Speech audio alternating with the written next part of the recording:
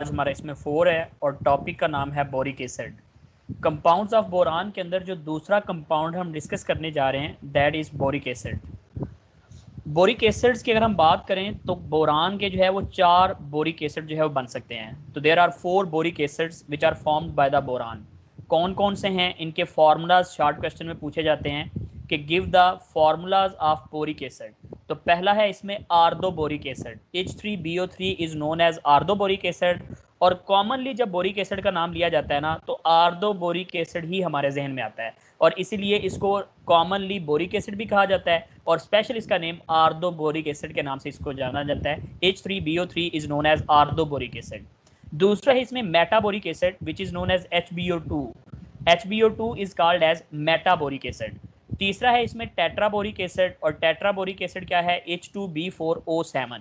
तो यहाँ पर टेट्रा का वर्ड आ गया तो यहाँ पे आप याद रख सकते हैं कि बोरान के साथ 4 लगा हुआ है, टेट्राबोरिक एसिड है। मेटाबोरिक एसिड में एक बोरान है, HBO2 है। आर्दोबोरिक एसिड में H3BO3 है और पायरोबोरिक एसिड का जो फॉर्मूला है वो है H6B4O9। तो ये चारों के चारों फॉर्मूलाज शॉर्ट क्वेश्चन पहला जो इस टॉपिक से बनता है वो यही बनता है कि आप इन चारों जो बोरिक एसिड्स हैं इनके नेम और फॉर्मूलाज लिखें। तो आर्दोबोरिक एसिड, मेटाबोरिक एसिड, टेट्राबोरिक एसिड और पायरोबोरिक एसिड। दूसरा पॉइंट इसमें आ जाता है आर्दोबोरिक एसिड को हम डिटेल में जरा डिस्कस करते हैं। तो orthoboric acid triclinic white crystalline substance है, यानी कि ये एक वाइट क्रिस्टलाइन फॉर्म में एग्जिस्ट करता है और इसकी जो शेप होती है क्रिस्टल लैटिस की वो ट्राइक्लिनिक होती है। आपने ब्रेविस लैटिस पढ़े थे फर्स्ट ईयर के अंदर, तो वहीं से ये कंसेप्ट लिया गया, ट्राइक्लिनिक जो है इसकी शेप होती है। Sparingly soluble in cold water 2.6% at 40 degree Celsius. बहुत थोड़ा सॉल्युबल होता है, स्पेरिंगली सॉल्युबल होता है वाटर के अंदर अगर कोल्ड कंडीशन में हो। लाइक उसकी सॉल्युबिलिटी दिखाई गई है कि 2.6% at 40 degree Celsius and dissolves readily in hot water, जबकि हॉट वाटर के अंदर ये कंप्लीटली डिजोल्व होके 37% ये डिजोल्व हो जाता है एट 107 डिग्री सेल्सियस। तो टेम्परेचर का इफेक्ट इसकी सॉल्युबिलिटी के ऊपर भी आता है, जिस तरह से बोरेक्स की सॉल्युबिलिटी के ऊपर था कि जो लो टेम्परेचर है उस पर कम सॉल्युबल था और हाई टेम्परेचर पर ज़्यादा सॉल्युबल था। सिमिलरली बोरिक एसिड भी लो टेम्परेचर के ऊपर कोल्ड वाटर में कम सॉल्युबल है, जबकि हॉट वाटर के अंदर जो है ये रेडिली और ज़्यादा सॉल्युबल है। इसके बाद प्रेपरेशन ऑफ बोरिक एसिड। तो ये शॉर्ट क्वेश्चन आ सकता है कि आप कोई से 2 मेथड लिखें for the preparation of boric acid. इसमें से पहला है फ्रॉम कोलेमेनाइट। कोलेमेनाइट ने पढ़ा हुआ है C2B6O11.5H2O is suspended in boiling water. इसको सस्पेंड किया जाता है बॉइलिंग वाटर के अंदर, जो है वो एक बीकर में रख के इसको ऊपर से सस्पेंड कर दिया जाता है and then SO2 is passed और देन इसमें से सल्फर डाइऑक्साइड गैस जो है पास की जाती है। Boric acid crystals are obtained, इससे बोरिक एसिड के क्रिस्टल्स हमें जो है मिलते हैं। लाइक इसमें Ca2B6O11.5H2O plus SO2 plus 4H2O gives us calcium sulphate plus orthoboric acid. तो इससे आर्दोबोरिक एसिड जो है वो हम प्रिपेयर कर सकते हैं। जो दूसरा हमारे पास मेथड है दैट इज फ्रॉम बोरेक्स। अब ये वो रिएक्शन है जो मैंने कहा था कि ये दोबारा से रिएक्शन रिपीट होगा। लाइक बोरेक्स के रिएक्शंस में हमने बात की थी कि बोरेक्स जब सल्फ्यूरिक एसिड से रिएक्ट करता है या फिर HCl से रिएक्ट करता है तो वो आर्दोबोरिक एसिड बनाता है। तो वही रिएक्शन दोबारा से आ गया कि hot concentrated solution of borax treated with H2SO4। तो जब आप इसका रिएक्शन H2SO4 और वाटर से करवाते हैं तो मैंने क्या कहा था कि यहाँ से बनेगा साल्ट Na2SO4 और साथ में बाकी जो चीज़ है वो बना देगी आर्दोबोरिक एसिड H3BO3। तो ये हमारे पास बोरेक्स की मदद से बनाया जा सकता है और इसको दोनों तरीके से पूछा जा सकता है कि बोरेक्स का रिएक्शन लिखें एसिड्स के साथ या फिर आ सकता है कि आर्दोबोरिक एसिड का प्रेपरेशन मेथड लिखें फ्रॉम बोरेक्स। तो दोनों तरीकों से आपने यही फॉर्मूला और यही जो है वो इसका स्ट्रक्चर और यही इक्वेशन आपने लिखनी है। इसके बाद प्रॉपर्टीज ऑफ बोरिक एसिड है। तो इन प्रॉपर्टी जो शॉर्ट क्वेश्चन आएगा वो मैं बता देता हूँ। इसमें पहले रहती फिजिकल अपीयरेंस, क्रिस्टलाइन सॉलिड है, सॉफ्ट और सोपी टच होता है इनका, सॉफ्ट एंड सोपी टच, और इसके अलावा क्रिस्टलाइन सॉलिड होते हैं। Solubility fairly soluble in hot water but sparingly soluble in cold water. Effect of steam, तो become volatile in steam, steam के अंदर जो है ये वोलाटाइल हो जाते हैं। इस रिएक्शन, अच्छा ये बड़ा इंपॉर्टेंट रिएक्शन है इसका, यहाँ से क्वेश्चन होता है कि आप इसका रिएक्शन लिखें एथेनॉल के साथ और NaOH के साथ। तो NaOH का रिएक्शन भी ये नीचे लिखा हुआ है और एथेनॉल का भी लिखा हुआ है। अब जरा एथेनॉल के केस में आप देखिएगा क्या हुआ है। यहाँ से ना 3 हाइड्रोजन जा रहे हैं, H3 3 हाइड्रोजन गए क्योंकि ये एसिड है, तो एसिड ने ये 3 हाइड्रोजन और इधर से निकले OH 3 OH, यहाँ से 3 हाइड्रोजन, यहाँ से 3 OH, क्या बन गया वाटर। तो यहाँ से जो है वो 3 वाटर मॉलिक्यूल बनेंगे, यहाँ पर आप 3 लगा लीजिएगा, 3 वाटर मॉलिक्यूल इसमें बनेंगे। इसके बाद बाकी इस BO3 के साथ क्या लगेगा, तो ये लग जाएगा जी C2H5, ये जो C2H5 है ये इसके साथ आके अटैच हो जाएगा और ये C2H5 इसके साथ और ये OH जो है वो इस हाइड्रोजन के साथ मिलकर वाटर बना देगा। तो इस तरह से आप इस रिएक्शन को बता सकते हैं कि ये बेसिकली एसिड रिएक्शन है जिस बोरिक एसिड ने एज अ एसिड एक्ट किया और एथानोल ने एज अ बेस एक्ट किया और दोनों के दरमियान रिएक्शन से वाटर बना और साथ में ये हमारे पास बोरेट जो है ये बन जाता है। इसके बाद effect of converted to different forms of boric acid and loss of water. जब आप इसको हीट करते हैं तो ये वाटर को लॉस करता है और इसकी डिफरेंट फॉर्म जो है बोरिक एसिड की बनती हैं। वो हम आगे इसी रिएक्शन को डिटेल में जरा पढ़ते हैं क्योंकि ये भी बड़ा इंपॉर्टेंट शॉर्ट क्वेश्चन है। एसिडिक बिहेवियर, ये भी शॉर्ट क्वेश्चन आता है कि ये किस तरह का एसिड है। तो आप इसका एसिडिक बिहेवियर देखें कि H3BO3 को जब वाटर में डिसॉल्व करते हैं तो ये बनाता है बोरान OH4 नेगेटिव आयन, यानी कि बोरान हाइड्रो ऑक्साइड जो बनता है तो उसके ऊपर नेगेटिव चार्ज प्लस साथ में हाइड्रोजन पॉजिटिव आयन जो है वो इस केस में बनेगा। तो इसने कितने प्रोटॉन डोनेट किए, तो it only donates 1 proton in the aqueous media, तो that's why this is known as monobasic Lewis acid. तो ये मोनोबेसिक एसिड लेवस एसिड है। मोनोबेसिक एसिड क्या होते हैं, ऐसे एसिड जो वाटर में सिर्फ 1 प्रोटॉन डोनेट करें उनको मोनोबेसिक एसिड कहते हैं। ऐसे एसिड जो 2 प्रोटॉन डोनेट करें वो डाइबेसिक एसिड होते हैं और ऐसे एसिड जो 3 प्रोटॉन डोनेट कर सकें वो ट्राइबेसिक एसिड होते हैं। जैसे कि सल्फ्यूरिक एसिड जो है वो एक डाइबेसिक एसिड है, जबकि H3BO3 क्या है, एक मोनोबेसिक एसिड है। तो इसलिए भी शॉर्ट क्वेश्चन आता है। तो इस प्रॉपर्टीज में एक मैंने बताया कि रिएक्शन ऑफ एथानोल और कास्टिक सोडा, दूसरा है इफेक्ट ऑफ हीट, इसको आगे पढ़ते हैं, और तीसरा आता है एसिडिक बिहेवियर। तो वो जस्ट एक लाइन क्वेश्चन है, एसिड है और इस तरह से वाटर के अंदर आयोडाइज होता है। इफेक्ट पेपर, तो लिटमस पेपर का क्या इफेक्ट होगा, तो जाहिर सी बात है ये एसिडिक नेचर का है, लिटमस को क्या करती है, red, turn blue litmus paper two red. Of NaOH caustic soda के साथ रिएक्शन करवाएं, तो देखिए कास्टिक सोडा के साथ क्या रिएक्शन होगा, सिंपल सी बात है कि ये बेस है ये एसिड है, तो क्या बनेगा साल्ट और वाटर। तो वाटर बना, यहाँ से हाइड्रोजन इधर से OH मिलके वाटर बन गया और बाकी ये आपस में अटैच होकर इन्होंने क्या बना दिया, एक साल्ट, और इसका साल्ट कौन सा है, बोरेक्स। Na2B4O7 जो है इसका सबसे स्टेबल साल्ट है और इसी वजह से ये फॉर्म हो जाता है। तो Na2B4O7 और साथ में वाटर।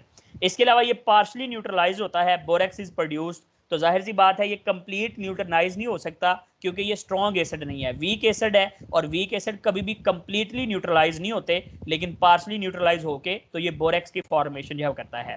इसके अलावा लास्ट पे जो बात लिखी है टाइट्रेशन विद अल्कली, तो उसमें यही बात लिखी है कि no titration in normal conditions, titrated in presence of glycerol phenolphthalein is indicator. तो इसमें बताना है आपने कि नॉर्मल कंडीशन के ऊपर चूंकि ये बड़ा वीक एसिड है तो नॉर्मल अल्कलीज के साथ ये टाइट्रेट नहीं किया जा सकता, इसकी टाइट्रेशन पॉसिबल नहीं है।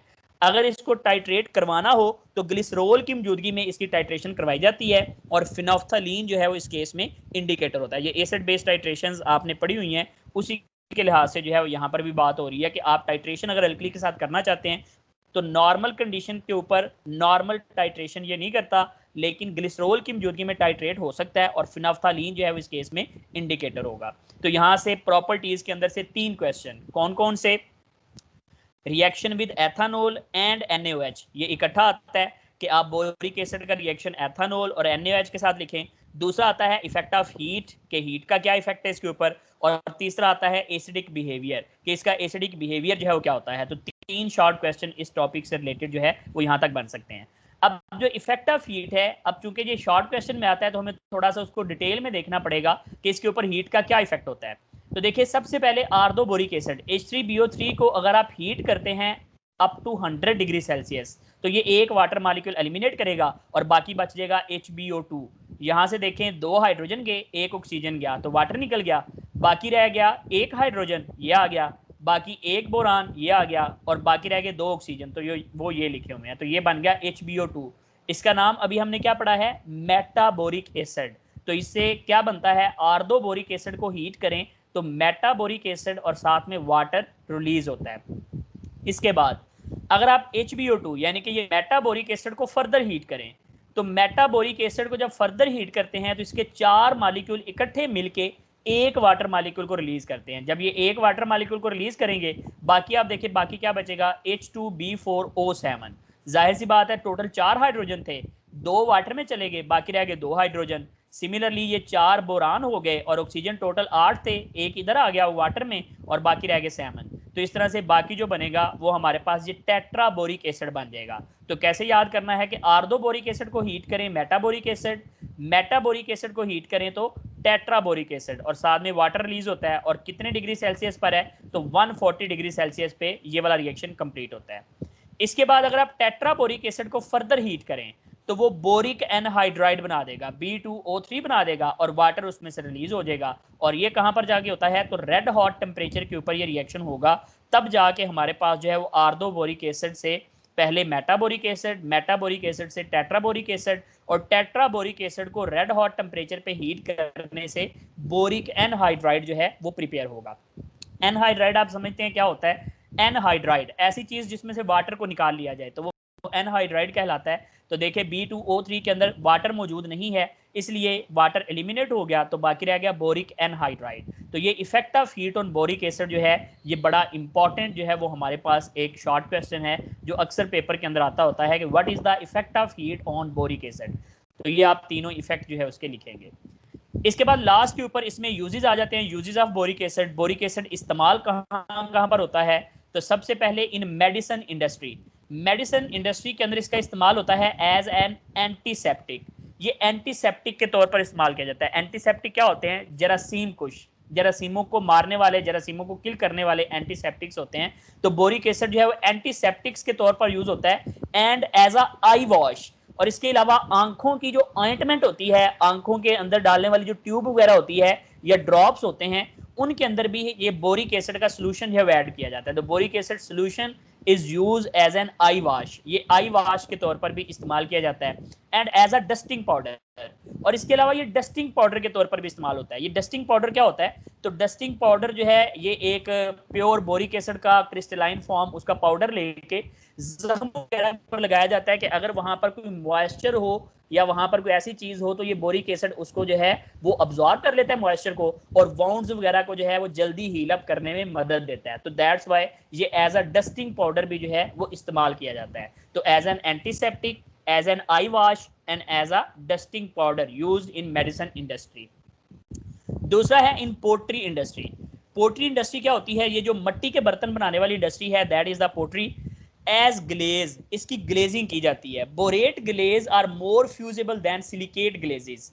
ये ग्लेजिंग क्या होती है, आपने अक्सर देखा होगा कि घरों के अंदर जो मिट्टी के बर्तन होते हैं, एक होते हैं वो प्योर मिट्टी के बर्तन हैं, एक होते हैं जिनको चीनी के बर्तन कहा जाता है।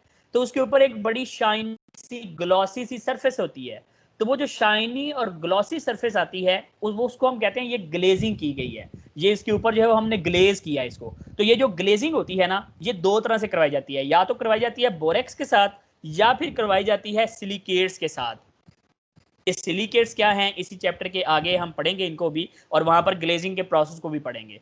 तो ग्लेजिंग जब करवाते हैं तो बोरेट के जो ग्लेजेस हैं ये ज्यादा फ्यूजेबल होते हैं, यानी कि ये ज्यादा अच्छे से उस सरफेस को कवर करते हैं, जबकि जो सिलिकेट ग्लेजेस होते हैं ये उन पोर्स को ज्यादा अच्छे से कवर नहीं करते।